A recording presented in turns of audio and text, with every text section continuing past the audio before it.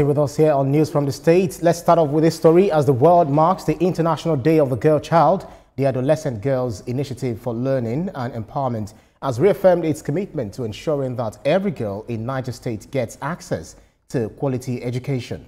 The project says it's supporting indigent female students through various incentives to keep them in school.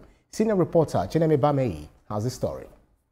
She will be enlightening the state vision for education and the girl child. For many girls in developing countries, the dream of going to school still feels far away. It's been 30 years since world leaders adopted the Beijing Declaration, a promise to protect the rights of girls everywhere. Yet, the United Nations says about 133 million girls are still out of school across the world.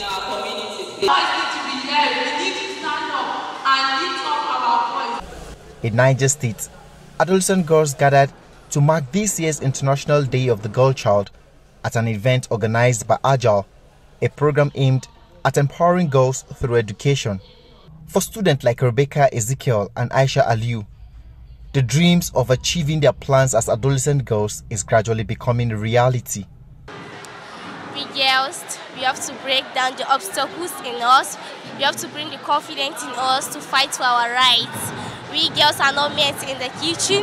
We have to learn for our rights and education. Discrimination, early marriage, and maybe parents thinking that we are not capable of being educated. Maybe they think our education lies in the kitchen.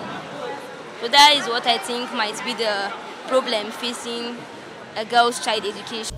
Stakeholders at the event say when girls are educated and supported, they have the power to transform their families, communities, and the world. In the schools right now, the first thing we did as a government was to step up Friday as an entrepreneurship day, so that all students in our schools, most especially girls, will develop skills and we will empower them for entrepreneurship. Believe me, the number has increased, the enrollment has increased, because even with our CCT program, that's a conditional cash transfer that we started early last year, we have a tremendous return of the school girls back to school, and it's still ongoing. We have finished phase 1, and we have, presently now we have even enrolled girls for this phase 2 disbursement for the CCT program.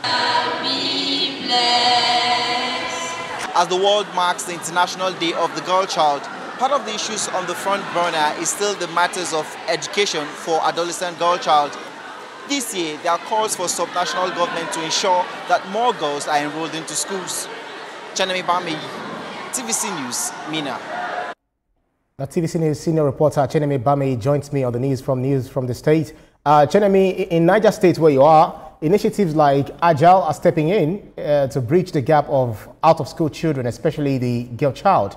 From your vantage point, how significant is this intervention in changing the narrative for young girls here, and are we seeing real measurable results or mostly symbolic efforts around days like this?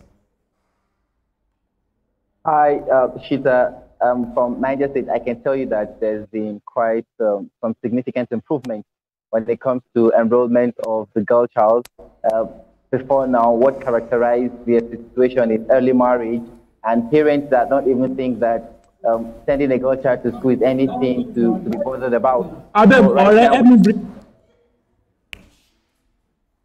Interventions from Int'l, you would get more girls coming into school now, especially with some of the incentives like the conditional cash transfer.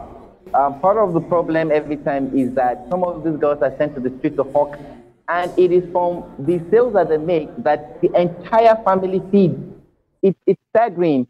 You know, and that's enough reason for them not to go to school, because if they stop those petty trading, the family will not feed. So what institutions like Int'l is doing is commit to giving these girls some money so that they can actually pause trade for a while and go to school. When they return from school, then they can return to trade. They call it conditional cash transfer. And honestly, we've seen improvement. I've been to schools a couple of times for some interventions, and I've actually seen that these numbers, the number of enrollment is increasing.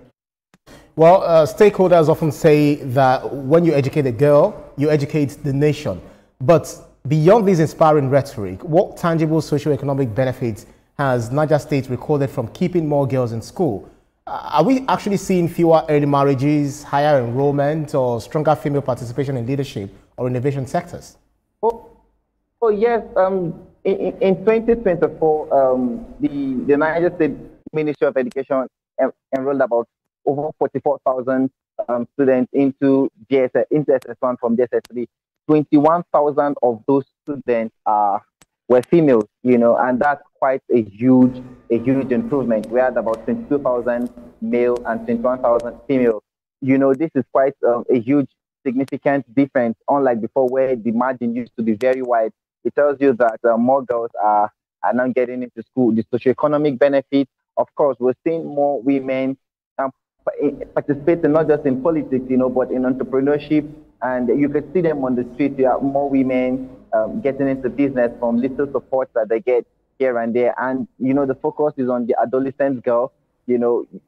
More often than not, in the mornings during school period, you really do not find them on the street like the case used to be again. So I think much has been done, but more can be done still, because you go to some of these schools and the girls still have problems coming to school. They are the ones that tell you, because of issues like period poverty, is still keeping some girls away from schools.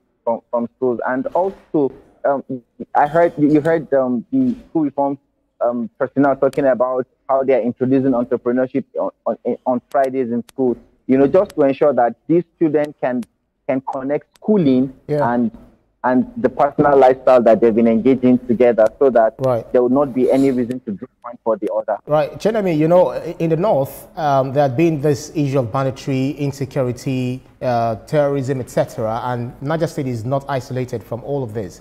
What has the government been doing? And of course, the local government entirely, maybe the security agencies in collaboration with them, what have they been doing to ensure that girls are in school, boys are in school, and schools are entirely safe from issues of insecurity?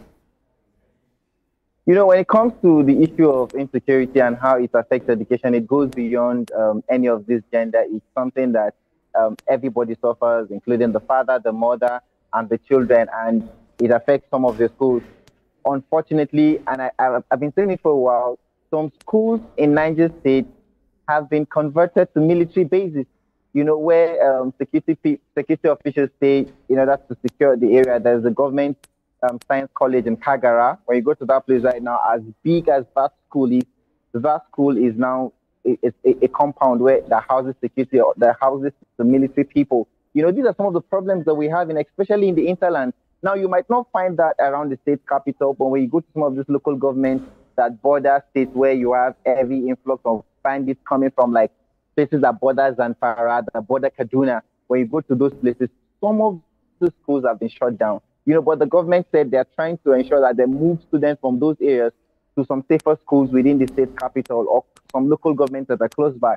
But like you would agree with me, Ishita, that it's important that schools are close to these people to encourage them to still take their education seriously. So these are some of the challenges that insecurity is currently posing. Right, interesting stuff. Senior reporter Chenemi Bame, live for us from Niger State. Thank you.